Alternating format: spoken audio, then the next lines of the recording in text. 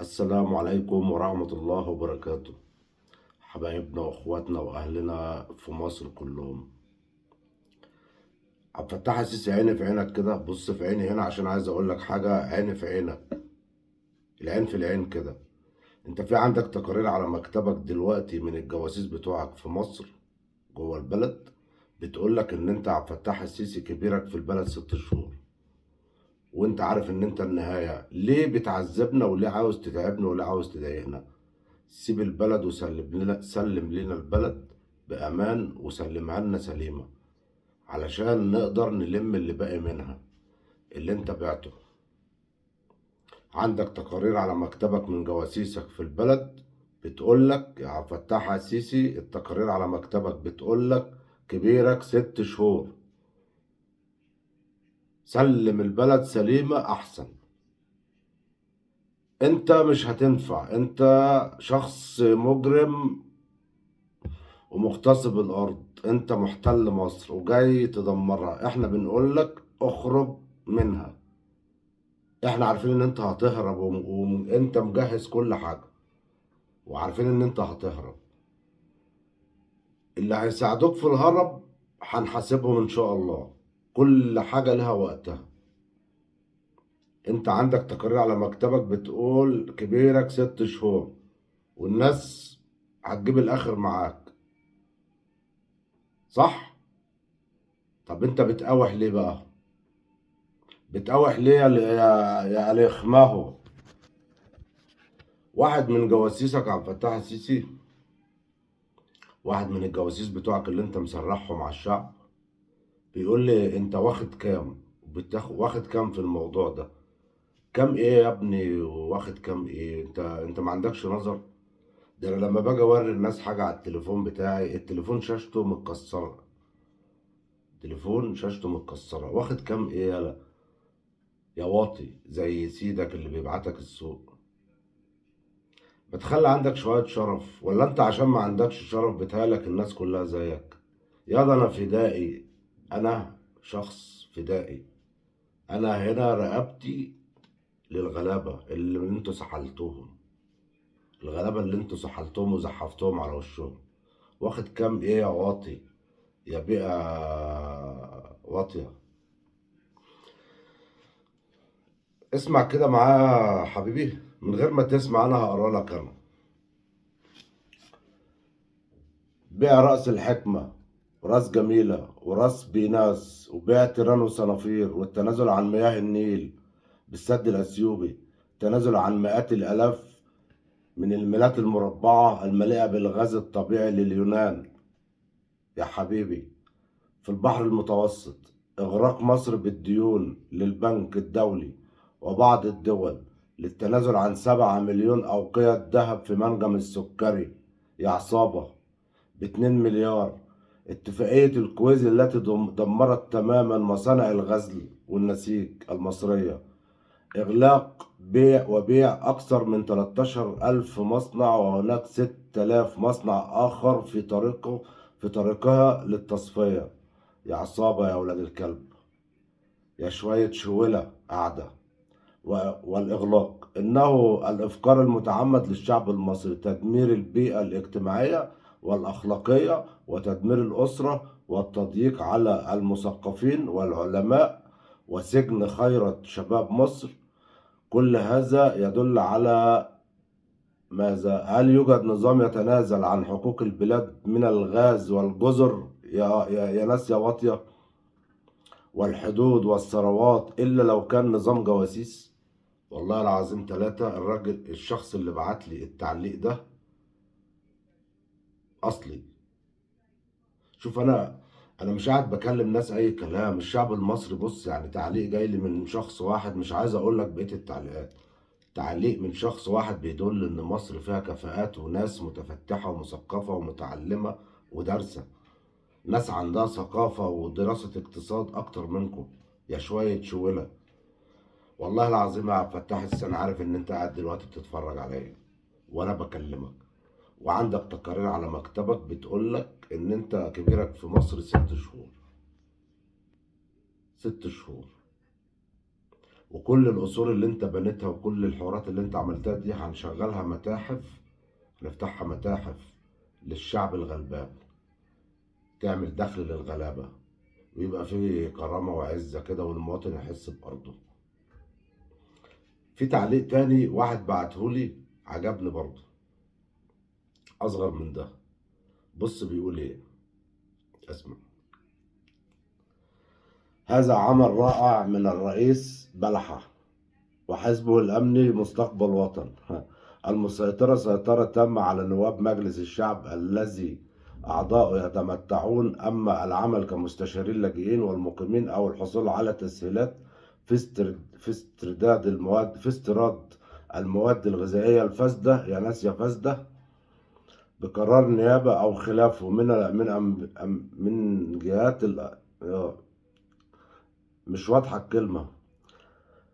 فلذا وجب عليهم الطاعة والولاء لأولي الأمر وتنفيذ أوامرها التي هي بالتالي أوامر الديانة وصندوق النقد الدولي بسرعة قبل قدوم ترامب وتغيير الخريطة السياسية. العجلة مطلوبة من العملاء وعليهم سرعة التحرك. يا عصابة يا ولاد الكلب، يا عصابة يا ولاد الكلب. وجاي تقول لي واخد كام؟ واخد كام ايه يا ابن؟ واخد كام ايه يا واطي، يا اللي بتروح تجيب من السوق حاجات لسيدك وقاعد تكتب وتشتم في الناس؟ انت عندك كرامة ولا عندك شرف؟ يا جدع تحيا مصر 3 مرات، ومصر هترجع لاصحابها، والاصول اللي مع فتح السيسي هتشتغل متاحف للشعب. والله بإذن الله على رقابينا وعلى روحنا ما هنسيبكم تكملوا في البلد. والله العظيم على رقابينا ما هنسيبكم تكملوا في البلد. انتوا عصابة والله ما هتكملوا فيها ولا هتنفعوا معانا. الاعلام كله بقى طبعا احنا اتفقنا طابور، كله هيقف طابور وهيتحاسب. واحنا طبعا ايه، حبيبنا اللي ما نقدرش ننساه احمد بيه موسى في اول الطابور. طبعا مش هنقدر ننساك يا احمد يا موسى. كل ممتلكاتك يا احمد يا موسى اللي هي من دم الشعب، اللي انت طلعت حرقت قلب ودم الغلابة بيها، هتتصادر منك. وهيبقى الثورة لها شروط، هيبقى لها شروط لازم تتنفذ. اللي هيجي يقعد على الكرسي ويستلم مصر لازم ينفذ الشروط، لان هو جاي يقعد هنا علشان ينفذ شروط الشعب، يشوف إرادة الشعب، يشوف مطالب الشعب، الشعب اللي بيحكم البلد. اما الرئيس ده واحد موظف بينفذ. كله يدعم ثورة المفاصل يا جماعة. الضابط المقنع ده على فكرة من قلبهم، وعنده مصادر من قلبهم، والمعلومات اللي بيقولها معلومات أكيدة. المعلومات اللي الضابط المقنع بيقولها معلومات أكيدة، لأن هو من قلبهم وعارفهم كويس، وعنده مصادر من قلبهم برضه. يعني المعلومات اللي بيقولها معلومات أكيدة 100%. المعلومات أكيدة 100%. ادعموا ثورة المفاصل، ثورة النظافة، ثورة التطهير، ثورة رجوع العزة والكرامة لينا ولشعبنا، اللي هم الحكومة العصابة الفاسدة شد عليه ستارة سودا ومدهوسين عليه مش شايفينه. احنا اصحاب مصر، احنا اصحاب مصر. صدقوني الشرطة اول ما هتشوف الناس في الشارع والله العظيم هيجيبوا ورا، والله هيجيبوا ورا. وانا بنصح اخواتنا وولادنا اذا عساكر ولا ضباط ولا غيره في الشرطة، بلاش تتعرضوا لاي حد من الشعب، لان هم اصحاب البلد وهم مش راضيين عن اللي بيحصل.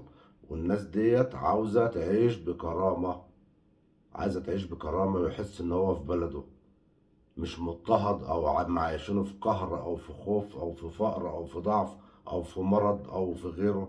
علاج يتوفر، غذاء يتوفر، الناس يبقى في حياة كريمة. مصر مش دولة قليلة ولا فقيرة، مصر فيها كل حاجة بس فيها عصابة مسيطرة عليها. دولة مصر بتشتغل لعدد من الأفراد فقط. الدولة كلها مليون كيلومتر مربع بيشتغلوا لعدد أفراد وعلى رأسهم السيسي فقط. أما بقية الشعب مشدود عليه ستارة سودا. ادعموا ثورة المفاصل. الضابط المقنع هو من قلبهم وحافظهم، والمصادر بتاعته بتروح له من قلبهم، وفي ناس في الشرطة وفي ناس في الجيش وفي ناس في جميع الأجهزة عايزة تغير، ونفسهم ينزلوا معاكم الشارع ومستنيين الشعب يتحرك. صدقوني صدقوني مفيش حد عايز عبد الفتاح السيسي، حتى اللي بيشتغلوا معاه، حتى اللي بيشتغلوا معاه. والثورة لها شروط، المواطن قبل أي حاجة. محدش يجي يقول أصل السيسي باع، السيسي عمل، لا، ملناش دعوة. اللي اشترى من عبد الفتاح السيسي يروح ياخد من عبد الفتاح السيسي. عبد الفتاح السيسي هيهرب بره ومعاه دهب ومعاه، هو مظبط نفسه عامل حسابه على كل حاجة. السيسي مش نايم ولا مغفل، لا، السيسي عامل ومظبط ومروق الدنيا وعارف هو هيعمل ايه. ساعة الصفر هو عارف هيعمل ايه.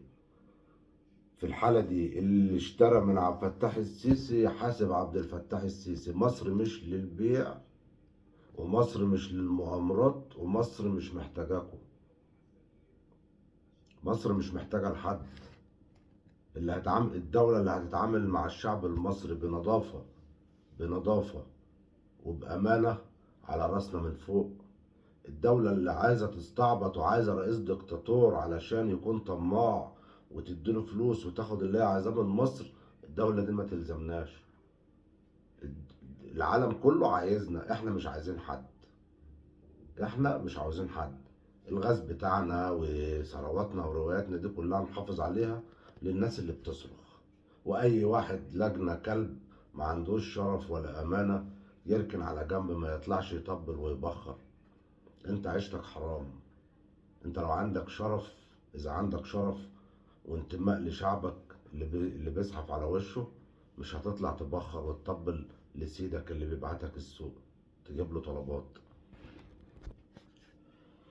انت عارف انت عبد الفتاح السيسي لو انت راجل محترم، لو انت راجل محترم تحاسب كل الوزراء وكل الأذرع في مؤسسات الدولة كلها وتحاسبهم كلهم، وترجع الاختلاسات وترجع كل حاجة الغلابة اللي اتنهبت ديت، وكل واحد عامل له سرية على جنب وعمال يتسقف لك علشان يحافظ عليها. لو انت راجل محترم وعندك شرف، انما انت ما عندكش شرف ولا كرامة.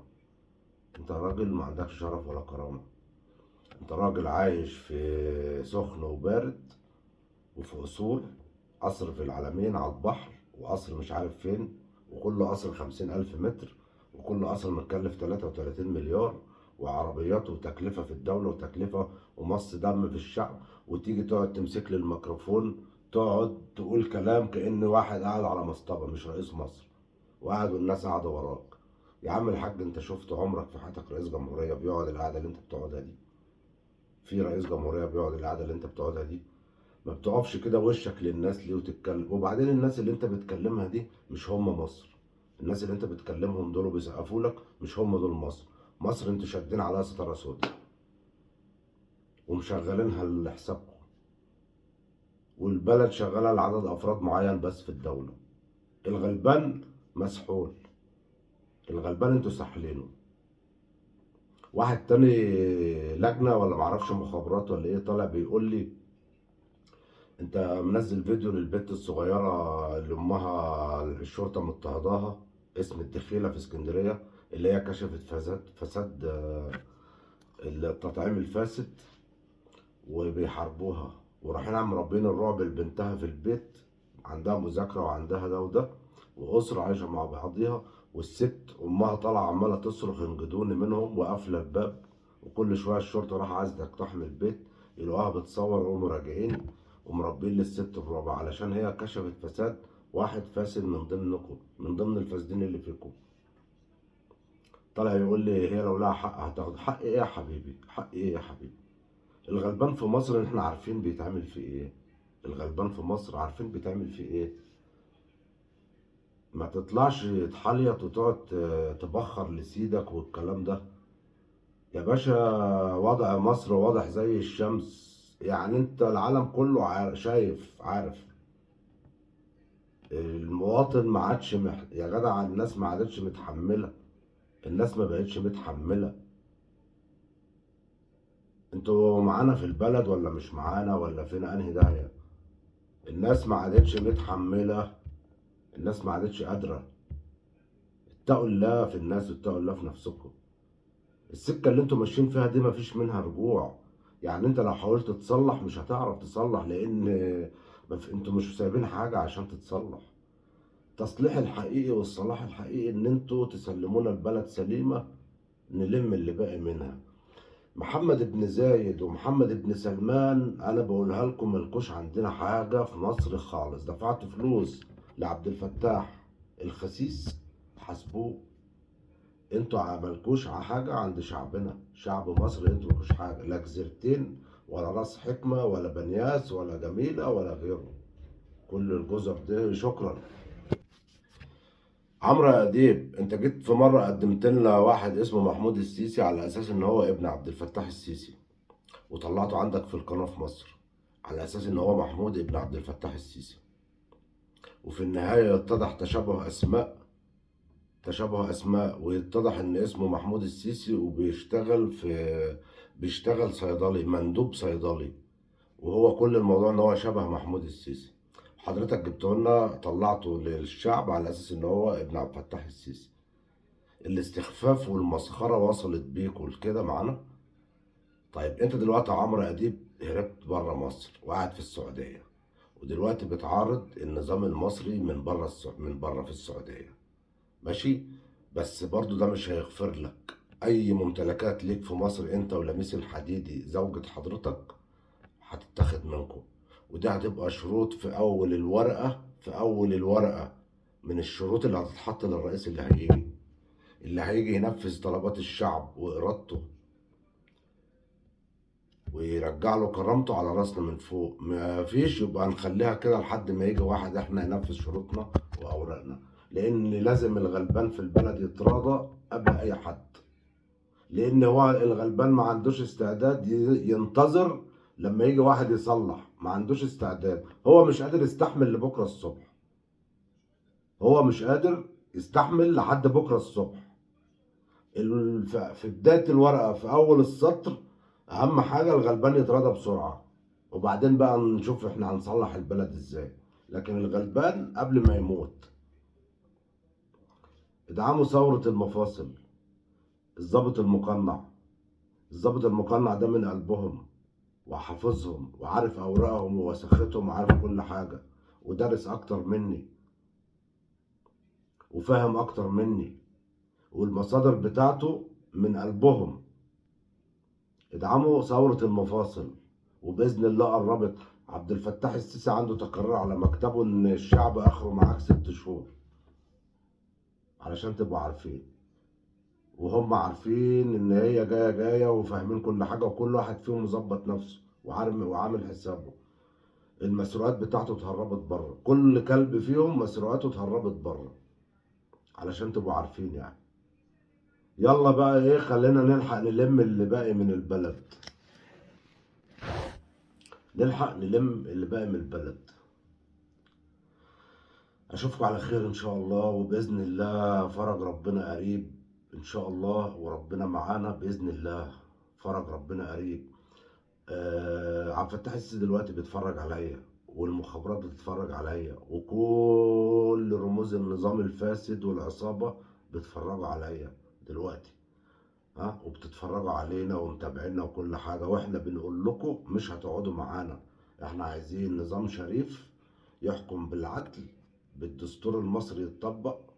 يبقى في حاجة اسمها دستور، مش دستور قرطاس وحاطينه في الزبالة، لا دستور. محاسبة الفاسدين دي شيء أكيد لازم. الغلبان ما عادش قادر يستحمل. اظبطوا الناس الغلابة وخلاها تاكل وتشبع، ورخصوا الحاجات الأسواق وبطلوا احتكار في الأسواق. وشوفوا الناس الغلابة بسرعة، علشان تسيبوا لنا أي مخرج إن احنا نرحمكم. وفي نهاية الفيديو الإعلام كله هيتحاسب. اللي نط من المركب ورجع يطبل ورجع يعارض النظام ونط من المركب برضه هتتحاسب. مفيش حاجة تشفع لك، عشان تبقى عارف.